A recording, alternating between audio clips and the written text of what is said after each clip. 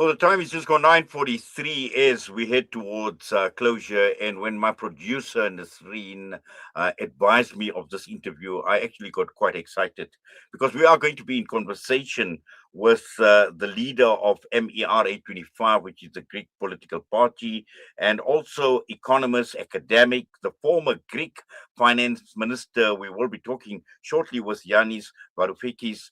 And the reason why I got excited is when one looks at the global political landscape, there are very few politicians or ex-politicians even that will actually speak their mind, because we are living in a world where we are seeing politicians, and a world that is riddled with politicians talking about racism and supremacism, fascism, Zionism, whatever ism, whatever ideology that you are talking about. And this ever changing global political landscape, sadly, is actually going downhill, and it's getting worse and not for the better. And this is coming from politicians. This is coming from prominent politicians, and some of the wealthiest countries, right, or the most prominent countries, right, across the entire world.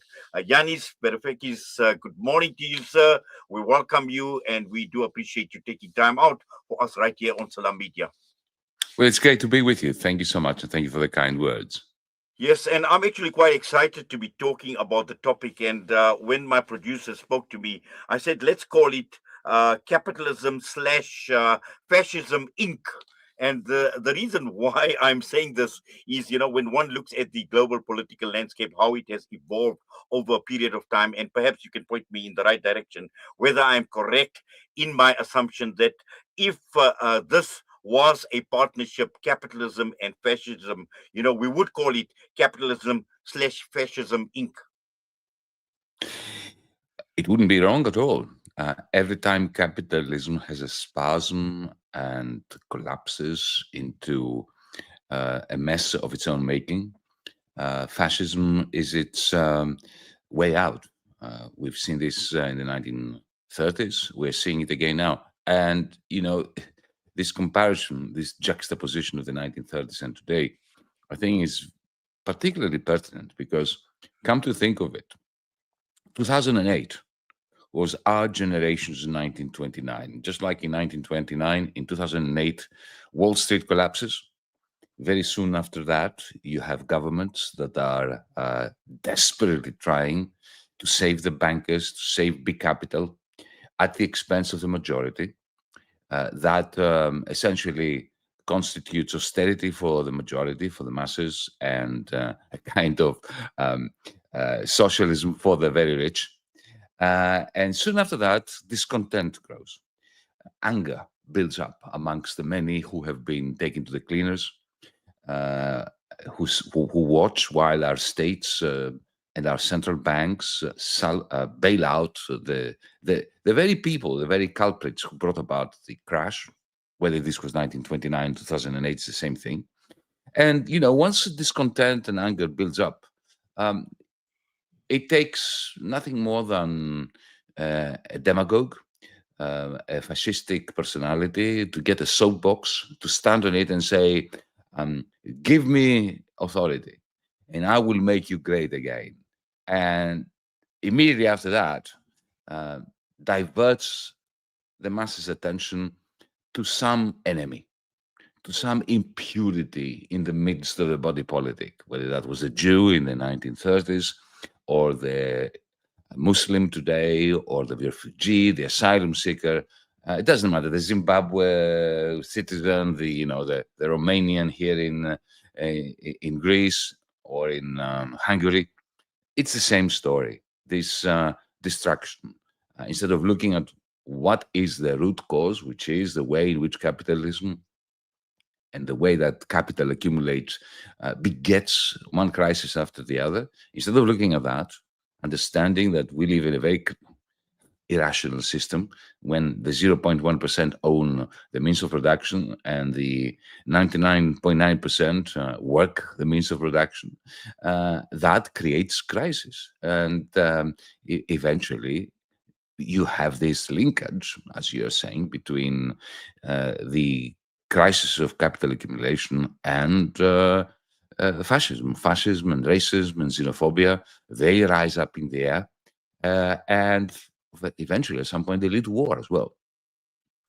Well, certainly, but also, we are talking now in 2025, and this is the age of digital transformation that we're talking about. We're talking about artificial intelligence. We are talking about world governments talking about peace and talking about democracy. And the cornerstone of democracy, we've seen, has been capitalism over a period of time. And in your own words, Yanis, you speak about capitalism, and I read this in one of your tweets where you speak about capitalism mutating into something more sinister and talking about the next stage of capitalism. Well, thank you. It was a couple of years ago I published a book under the title Technofudalism and the subtitle What Killed Capitalism. And that was a very controversial book and a controversial thesis, because what I'm arguing is this. It sounds paradoxical, but it's not. What I'm saying is that capital, and let's remind ourselves what capital is. It's machinery. It's steam engines. Once upon a time that begat capitalism, right?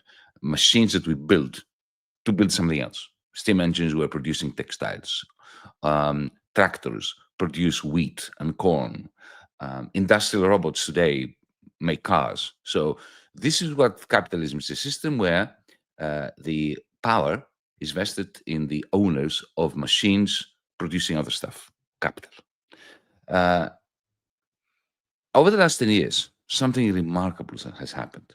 We have invented, that is, we, humanity, a new form of capital. And for the first time, we've invented a form of capital, a form of machine, which is not productive. Because think about it, what does Google produce? What does Amazon.com produce? What does Uber produce? They're not producing commodities.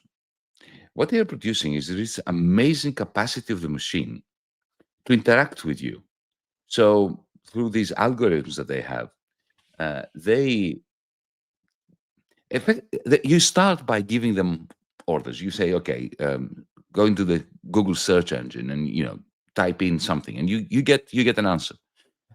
Or you have an assistant, Alexa, belonging to the Amazon interface, and you say, Alexa, switch off the lights, switch on the lights, buy me some milk, play some music, order me a book.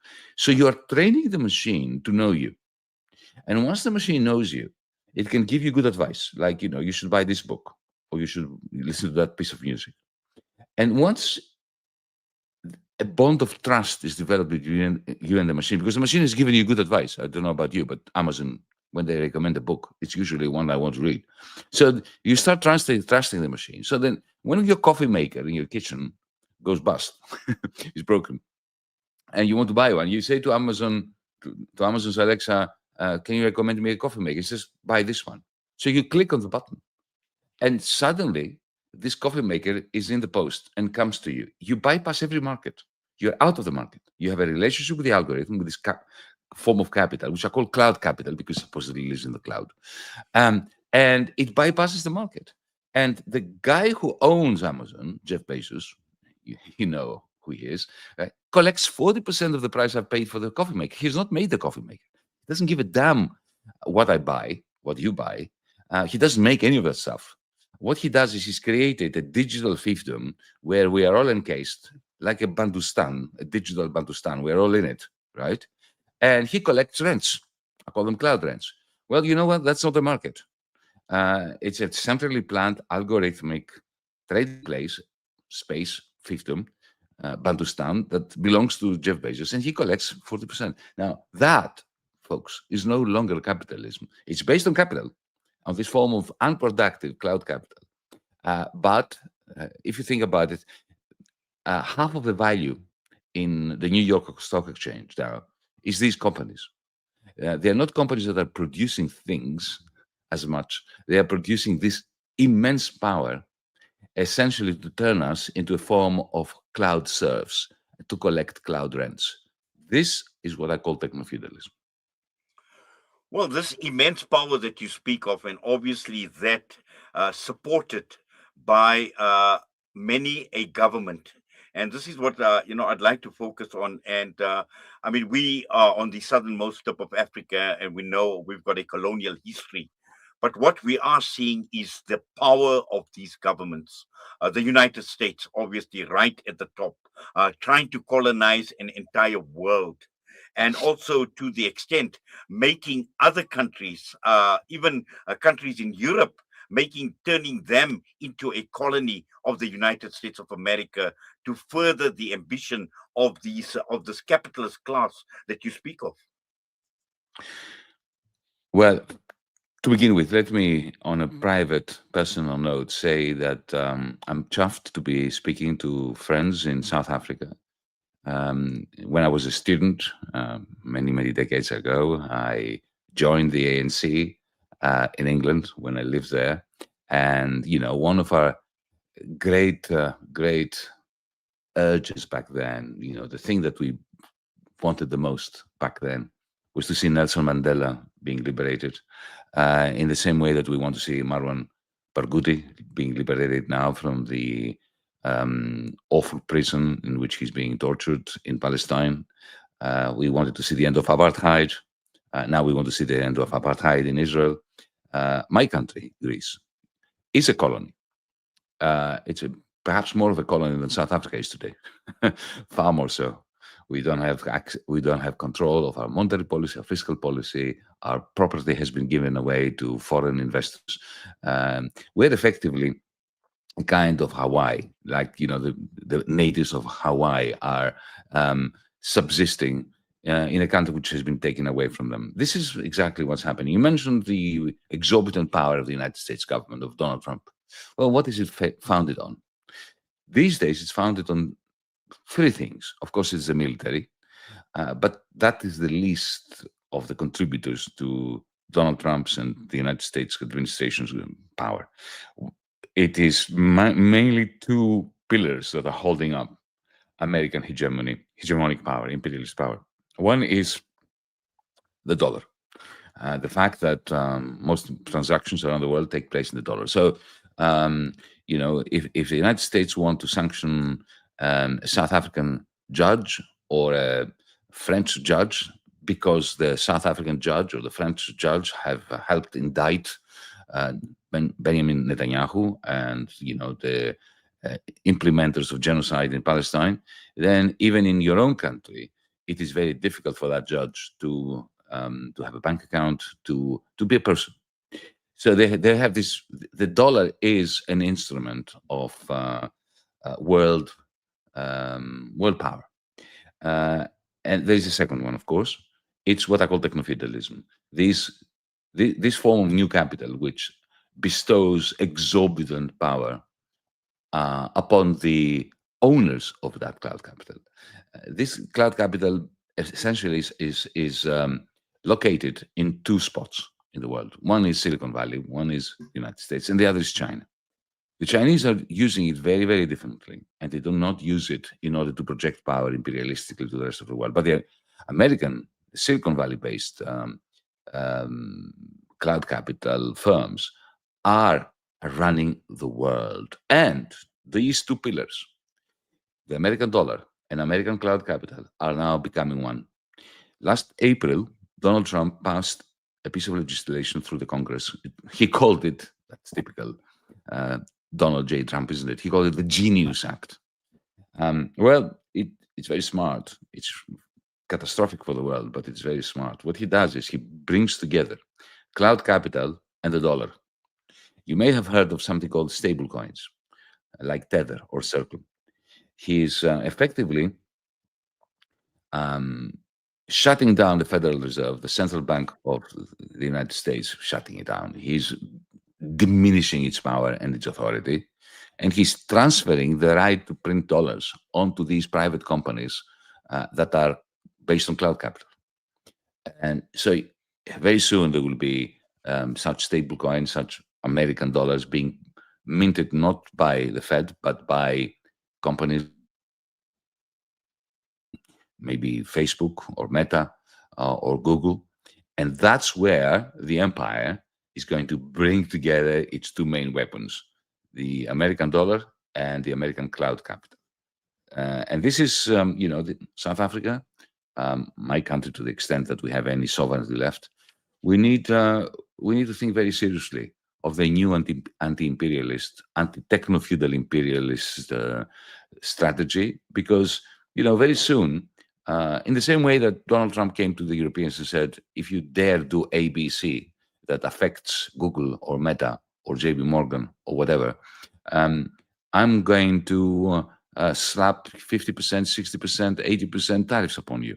So, you should be, I mean, already South Africa has been placed under a lot of pressure by Donald J. Trump. Um, it seems to me that the only solution is internationalism, solidarity, and planning ahead, and talking to the Chinese and talking to BRICS. BRICS are a very important line of defense because they have developed their own alternative form of cloud capital, BRICS Pay, and so on. So we are, the struggle continues. Well, it certainly is a struggle, but also I think when one looks at it from a perspective where everybody's talking about peace and they want peace, but again, when one looks at recent years, when one looks at Europe as well, the shift to the right wing. And we've seen a lot more fascism starting to manifest itself within these governments in Europe. We know exactly Donald Trump, and we know what is taking place at this point in time in terms of this fascism, which is disguised as democracy, and also at the same time looking at. Countries in Africa, we've seen Trump's comments with regard to the Somali people in Minnesota and Ilhan Omar. We've seen what is taking place in Sudan. We see what is going to take place now in South America, in Venezuela. And, again, talking about weapons of mass destruction, the same rhetoric that was repeated by George Bush being repeated after all these years by many of the American politicians again. And again, the danger and the threat to the world and the peace in the world in general, Yanis. Indeed. So the United States is founded on a business model within which war is an integral part. If you think about it, what is the investment strategy of the United States? What has it been since the 1940s? It's been the military. The Pentagon mobilizes a good $1 trillion every year, 1,000 billion American dollars every year, and purchasing new aircraft, purchasing new tanks, deploying various technologies, hiring people across the United States. It is the engine of growth of the United States. Now, the problem with this kind of what I call it military Keynesianism, that is, pump priming an economy, throwing money at it through its military sector, through its military industrial complex. The problem with that is that, if you keep producing ammunition and missiles, then at some point your warehouses are full. So you need to empty them. That's why the American business model requires a permanent war, a war every year or every 2 years. This is why they have them. They need to have them in order to restock their warehouses. And this is what happens when you have an economy based on the military industrial complex. That has always been the case. This is why the United States had a war in Korea, in Vietnam, in Afghanistan, in Iraq, in Syria, in Libya, in Yugoslavia, in the heart of Europe. That's why they need to have a war. Even if they have no enemies, they have to discover, to invent enemies in order to have them. It's the business model of the United States. Europe, on the other hand, since its inception as a European Union in the 1950s, was meant to be a peace project. Well, no longer. Because when in 2008, our generation's 1929, as I said before, when the Wall Street collapsed, then the French and the German banks collapsed. And then after that, the powers that be in Europe decided to essentially shift all the losses of the inane and destructive and criminally minded bankers onto the shoulders of the weakest of citizens. This is what they did. This was a cynical transfer of the losses of the bankers onto the shoulders of the citizenry, beginning here in Greece. And this is why I became finance minister, to clash with them. And once they did that, uh, you know, They printed lots of money. They printed trillions, and they gave it to the bankers, and the bankers gave it to big business. But big business looked around the place, and because of austerity that was imposed on everyone else, on the vast majority of the people who didn't have the money to buy high value added commodities like Tesla cars or equivalent Volkswagen cars or Mercedes cars. So they took the money. The big business. I'm sorry about that. Big business took the money, and what they did was they went to the stock exchange and bought their own shares because they didn't want to invest it in commodities that people out there couldn't afford to buy. So share prices went up. That created huge inequality. The little people, the vast majority, did really very, very badly, and they got discontented, and they turned to fascism. And now that Europe is fading because after all those years of these policies, the big business is not invested in technologies, and so Volkswagen cannot make cars that compete with China's BYDs, right? So what they now do is they produce tanks. So they need to prepare the European population for war. So they've invented. I mean, there's no doubt that Putin was violating international law by invading Ukraine, but the European political establishment took this as a fantastic opportunity to convince all of us that Putin is about to take Paris, Athens, and Rome in order to sell the tanks because they can't sell the cars because they have not invested. So this is how peace is dying in Europe. We live in a warmongering Europe. And you should worry about that in South Africa because, it was good to have a European Union that was um, averse to war. It was a peace project. Even the right wingers didn't want war after the carnage of the Second World War. No, it's not true. Now the Social Democrats, the Liberals, even the Greens, and the Christian Democrats, the Conservatives, they only talk about war. And the only thing that they approve of in terms of expenditure is warmongering expenditure. That's why this international solidarity movement, binding all of us together, those of us who think that believe correctly that war is a scourge, and we are bringing it upon ourselves. And there is no reason why there should be war now, other than the bottom line, the profitability of a very small number of companies that make a lot of money out of warmongering. Yes. Also, Yanis, in fact, what you are saying is very important because this was going to be my next question to you: is how does one actually get out of this quagmire? And we know on the ground, and the genocide in Gaza has actually proven how people on the ground have actually rallied together right across the entire world, and Israel having been exposed for what it is, and also all those who have actually been complicit in this genocide that was perpetrated against the people of Palestine. So, to a large extent, that great expose has happened because it's now, determining what a new world order should actually look like. Now, I know you mentioned BRICS, obviously, as an alternative as well, and I'm sure with countries that will rally behind the greater BRICS agenda, could be a difference. But again, there has got to be a chink in the armor of capitalism slash fascism as well. There's got to be a chink in the armor to basically break the back of the stranglehold that it has, which is strangling the entire world. Of course, there is a chink. It is a paper tiger. It's all based on hot air. It's incredible power, which, however, it has foundations that are extremely brittle. All it takes is a popular movement to bring it down.